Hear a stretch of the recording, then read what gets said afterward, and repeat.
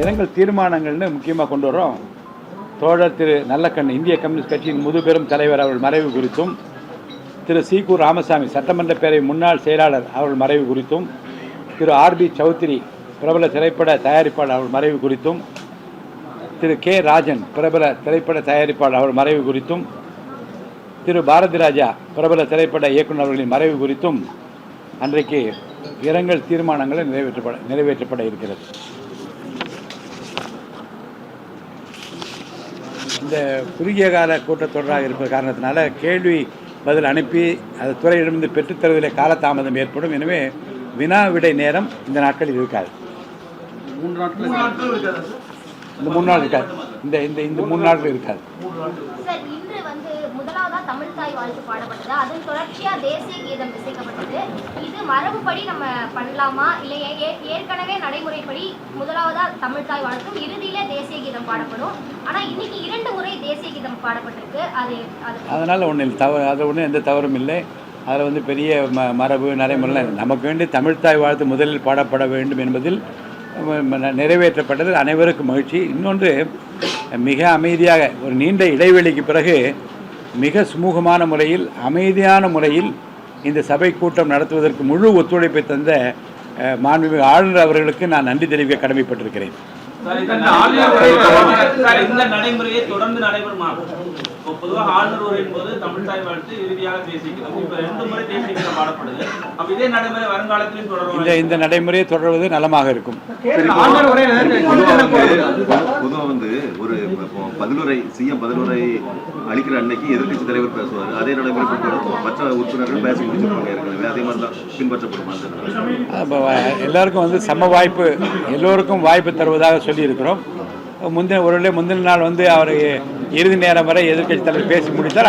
அடுத்த நாள் பதில் உரை மாண்பு முதலமைச்சர் நேரத்திற்கு ஏற்றாற் போல அவர் பேசுகின்ற எடுத்துக்கொள்கிற பொருளுக்கு ஏற்றாற் போல அது நடைபெறும். அதுக்கு திருத்தங்கள் கோருவர் நாளை மதியம் 3 மணிக்குள்ளாக அந்த திருத்தங்களை பற்றி எழுத்து மூலமாக தர வேண்டும் என்று சொல்லியிருக்கிறோம். இல்லை, அதை பற்றி விவாதித்துக் கொண்டிருக்கிறோம். இன்னும் இறுதி முடிவு எடுக்கப்படவில்லை. இன்றைக்கு காலை எல்லாம் ஃபுல்லாக நேரடி ஃபுல்லாக இருந்து நினைக்கிறேன் இல்லையா? எல்லா இடமும்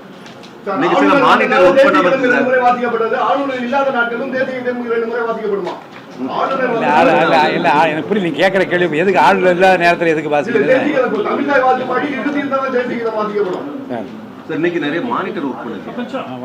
இப்போ நிறைய உறுப்பினருக்கு மானிட்டர் ஒர்க் பண்ணலன்னு சொன்னாங்க. உடனடியாக சரி செய்யும்படி இப்போ உடனே சொல்லியிருக்கிறோம்.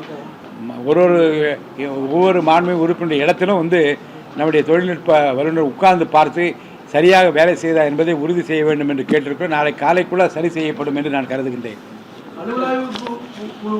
சில கட்சிகள் உறுப்பினர்கள் இல்லை, பாஜக, தேமுதிக சில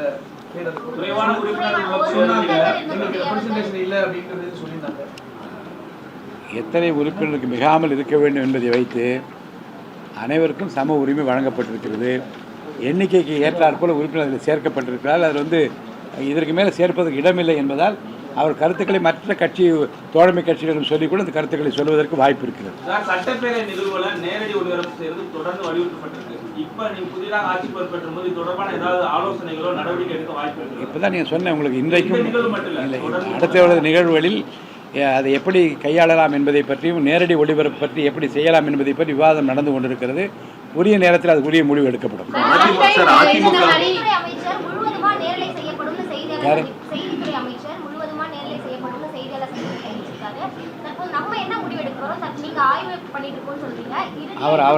அவர்கள் கூறியிருக்க ஆலோசனையும் இந்த அலுவலகம் கருத்திலே கொள்ளும்.